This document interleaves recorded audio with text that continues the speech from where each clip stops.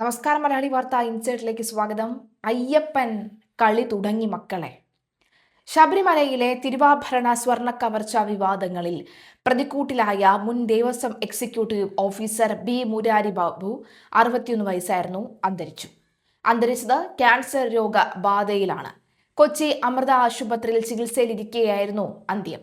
കേസിൽ പെടുന്നതുവരെ അതീവ ആരോഗ്യവാനായിരുന്ന അദ്ദേഹത്തെ ജയിൽവാസത്തിന് ശേഷമാണ് മാരകമായ രോഗം വിഴുങ്ങിയത്. ശബരിമലയിലെ ദ്വാരപാലക ശില്പങ്ങളിലും കട്ടളപ്പാളിയിലും പതിപ്പിച്ചിരുന്ന സ്വർണ്ണപ്പാളികൾ മോഷ്ടിച്ച കേസിൽ അറസ്റ്റിലായ മുരാരി ബാബു 90 ദിവസത്തോളം ജയിലിലായിരുന്നു.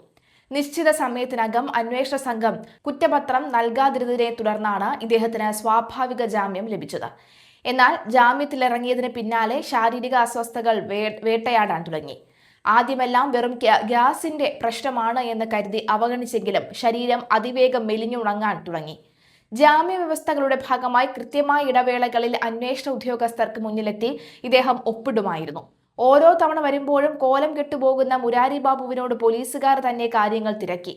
അപ്പോഴെല്ലാം ദഹനക്കേടിന്റെ പ്രശ്നമാണെന്ന് പറഞ്ഞ് ഒഴിഞ്ഞുമാറിയ ഇദ്ദേഹം ഒടുവിലത്തെ തവണ ഒപ്പിടാനെത്തിയപ്പോൾ നടത്തിയ വെളിപ്പെടുത്തൽ കേട്ട് സ്റ്റേഷനിലുള്ളവർ ഒന്നടങ്കം ഞെട്ടി.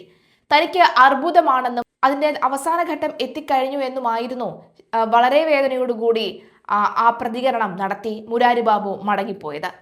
എല്ലാം അയ്യപ്പൻ നേരിട്ട് നൽകിയ ശിക്ഷയാണ്, ഞാനൊന്നും അറിഞ്ഞില്ല എന്ന് വികാരാതീതനായി പറഞ്ഞുകൊണ്ടാണ് ഇദ്ദേഹം മടങ്ങിയത്. രോഗം തിരിച്ചറിഞ്ഞ ഉടൻ കൊച്ചിയിലെ അമൃത ആശുപത്രിയിലേക്ക് മാറ്റുകയും അടിയന്തര ശസ്ത്രക്രിയ നിശ്ചയിക്കുകയും ചെയ്തെങ്കിലും അതിനു മുൻപേ മരണം ഇദ്ദേഹത്തെ കൊണ്ടുപോയിരുന്നു. സ്വർണ്ണക്കൊള്ളയിലെ മുഖ്യ സൂത്രധാരൻ വിടവാങ്ങിയെങ്കിലും കേസിലെ കുറ്റപത്ര സമർപ്പണം അവസാന ഘട്ടത്തിലായതിനാൽ പ്രതിയുടെ വിയോഗം തുടർ നടപടികളെ ഒട്ടും ബാധിക്കില്ലെന്ന് പ്രത്യേക അന്വേഷണ സംഘം പ്രതികരിച്ചിട്ടുണ്ട്. ചങ്ങനാശ്ശേരിയിൽ പെരുന്നയിലെ ഒരു സാധാരണ ചുറ്റുപാടിൽ നിന്നാണ് മുരാരി ബാബുവിന്റെ വളർച്ച. പിതാവിന്റെ ചെറിയ പെട്ടിക്കടയിലെ വരുമാനത്തിൽ നിന്ന് ഒതുങ്ങിയിരുന്ന കുടുംബത്തിലെ യുവാവിന് 1994 കേരള പോലീസിൽ കോൺസ്റ്റബിളായി ജോലി ലഭിക്കുന്നത്. കണ്ണൂരിൽ സിവിൽ പോലീസ് ഓഫീസർ ട്രെയിനിംഗ് ചേർന്നുവെങ്കിലും കഠിനമായ പരിശീലനം പൂർത്തിയാക്കാൻ ഇദ്ദേഹം തയ്യാറായില്ല. പോലീസ് കുപ്പായം ഊരിവെച്ച് 1997 തിരുവിതാംകൂർ ദേവസ്വം ബോർഡിൽ താൽക്കാലിക ജീവനക്കാരനായി കയറിയതോടുകൂടിയാണ് ഇദ്ദേഹത്തിന്റെ ജാതകം തന്നെ മാറുന്നത്. ബോർഡിലെ ഒരു പ്രബല ഉദ്യോഗസ്ഥന്റെ വിശ്വസ്തനായി മാറിയ മുരാരി ബാബുവിന് വൈകാതെ ഏറ്റുമാനൂർ മഹാദേവ ക്ഷേത്രത്തിൽ ക്ലർക്കായി സ്ഥിര നിയമനം ലഭിച്ചു. തുടർന്ന് വൈക്കം, തിരുനക്കര ക്ഷേത്രങ്ങളിലെ ഉത്സവങ്ങളുടെ ചുമതലയുള്ള സ്പെഷ്യൽ ഓഫീസർ പദവിയിലേക്ക് വഴിവിട്ട രീതിയിൽ ഇദ്ദേഹം ഉയർത്തപ്പെട്ടു. ചുരുങ്ങിയ കാലത്തെ ദേവസ്വം ജോലിയിലൂടെ ഇദ്ദേഹം കോടികളുടെ അവിഹിത സ്വത്ത് സമ്പാദിച്ചതായാണ് SIT കണ്ടെത്തിയത്. ശബരിമലയിൽ വൻ സ്വർണ്ണ കവർച്ച നടന്ന 2019 തന്നെ പെരുന്നയിലെ തറവാട് പൊളിച്ച് 2 കോടിയോളം രൂപ ചെലവിട്ട് ആഡംബര കൊട്ടാരം പടുത്തുയർത്തി ഇദ്ദേഹം എല്ലാവരെയും ഞെട്ടിച്ചിരുന്നു. മുരാരി ബാബു കാലുകുത്തിയ ദേവസ്വം കേന്ദ്രങ്ങളിലെല്ലാം വൻ അഴിമതികളും ദുരൂഹതകളും നിഴലിച്ചിരുന്നു. വൈക്കത്തും തിരുനക്കരയിലും ഉത്സവങ്ങൾക്ക് ആനകളെ കരാറെടുത്തത് ലക്ഷങ്ങളുടെ തട്ടിപ്പ് നടത്തിയതായി ദേവസ്വം വിജിലൻസ് കണ്ടെത്തിയിരുന്നു. ഏറ്റുമാനൂർ ക്ഷേത്രത്തിൽ ഭക്തർ സമർപ്പിച്ച സ്വർണ്ണ രുദ്രാക്ഷമാല കാണാതായതിനു പിന്നിലും തിരുവാഭരണം സൂക്ഷിക്കുന്ന സ്ട്രോങ് റൂമിൽ നിന്ന് 6 വിലപിടിപ്പുള്ള ഉരുപ്പടികൾ അപ്രത്യക്ഷമായി 16 ദിവസത്തിന് ശേഷം തിരികെ പ്രത്യക്ഷപ്പെട്ടതിന് പിന്നിലും ഇദ്ദേഹത്തിന്റെ സാന്നിധ്യമുണ്ടായിരുന്നു. അഴിമതി കേസുകളിൽ പ്രതികളായവരെ ശബരിമലയിലെ പ്രധാന തസ്തികകളിൽ നിയമിക്കരുതെന്ന ഉന്നത കോടതി ഉത്തരവ് നിലനിൽക്കെയാണ് രാഷ്ട്രീയ സമുദായ സ്വാധീനങ്ങൾ ഉപയോഗിച്ച് മുരാരി ബാബു ശബരിമലയിലെ അഡ്മിനിസ്ട്രേറ്റീവ് ഓഫീസർ പദവിയിലേക്ക് എത്തുന്നത്. പെരുന്നയിലെ NSS കരയോഗത്തിന്റെ ഭാരവാഹിയായിരുന്ന ഇദ്ദേഹം പ്രമുഖ സമുദായ നേതാക്കളുടെയും ഭരിക്കുന്ന മുന്നണിയിലെ CITU സംഘടനയുടെയും ഒത്താശയോടുകൂടിയാണ് ദേവസ്വം ബോർഡിനോടൊപ്പം വിരൽത്തുമ്പിൽ നിർത്തിയിരുന്നത്. 2019 ശബരിമലയിൽ സ്വർണ്ണപ്പാളികൾ കവർന്ന കേസിൽ സസ്പെൻഷനിലായ ഇദ്ദേഹം സ്വർണത്തിന് പകരം ചെമ്പുപാളി എന്ന രേഖകളിൽ തിരുത്തൽ വരുത്തിയത് തന്ത്രിയുടെ കത്തിന്റെ മറവിലാണെന്നായിരുന്നു മൊഴി നൽകിയത്. ഒടുവിൽ 2024 ഒക്ടോബറിലും ശബരിമലയിലെ ദ്വാരപാലക ശില്പങ്ങൾ സ്വർണം പൂശുമായി ബന്ധപ്പെട്ട് ബോർഡറിയാതെ സ്വകാര്യ കമ്പനിക്ക് കത്തയച്ച് ഉണ്ണികൃഷ്ണൻ പോറ്റി എന്നയാൾക്ക് വഴിവിട്ട സഹായം നൽകാനും മുരാരി ബാബു ശ്രമിച്ചിരുന്നു.